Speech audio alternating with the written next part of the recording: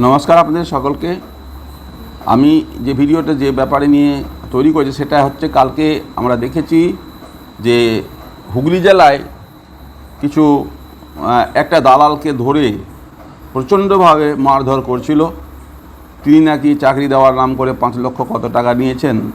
Public সব ধরে টিএমসির পার্টিরই কোনো একজন দালাল তাকে ধরে বেধড়ক মারধর করছেন। এটা কিন্তু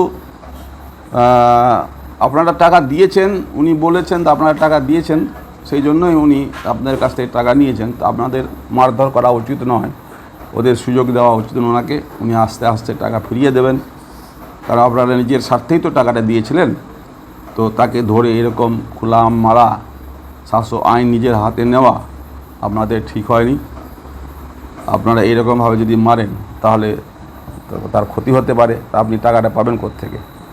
তো টাকাটা আপনাকে তুলতে গেলে তাকে তো ভালো করে বাঁচিয়ে রাখতে হবে। তো এইটা দৃশ্যটা দেখে আমার ভালো লাগে, তাই আমি সমালোচনা করলাম। তার সঙ্গে আরেকটা সমালোচনা করি যে কালকে 73 যে ঘটনা ঘটেছে, একটা শিশুরকে যে মার্ডার করা হয়েছিল।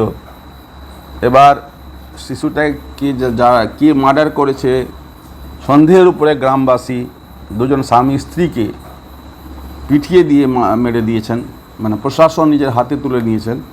এটা খুব অন্যায়। আর পুলিশেরও দোষ আছে, অতক্ষণে পুলিশ কোনো খবর পায়নি, তারা এসে কোনো প্রোটেকশন করেননি। কারণ ছেলেটাকে মারা গেছে, তার উত্তেজনায় গ্রামবাসী তাকে পিটিয়ে মেরেছে। এটা কিন্তু খুব ভালো লক্ষণ নয়, কারণ প্রশাসনের উপর আস্থা হারাচ্ছে মানুষের। এর জন্য আমি প্রশাসনকে তার উপযুক্ত দায়িত্ব না পালন করার জন্য আমি তার বিরুদ্ধেই কথা বললাম। আপনারা যদি নিজের হাতে আইন সবসময় তুলে নেবেন, তাহলে তো রাজ্য সরকারের যে প্রশাসন আছে তারা কি করবে?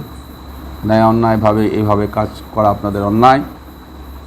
আর আপনারা সকলে আমার ভিডিও শুনছেন, আমার ভিডিও দেখছেন, লাইক শেয়ার সাবস্ক্রাইবার করছেন, কিন্তু সাবস্ক্রাইবার এখন আমার কম আছে। দয়া করে একটু সাবস্ক্রাইব আপনারা বেশি করে করুন আর ফলোয়ারটা বাড়ান, তাহলে আমার ভিডিও করতে আরও আগ্রহ বাড়বে। আপনাদের আরও ভালো ভালো ভিডিও করে দেব। নমস্কার, আপনারা ভালো থাকুন, সুখে থাকুন।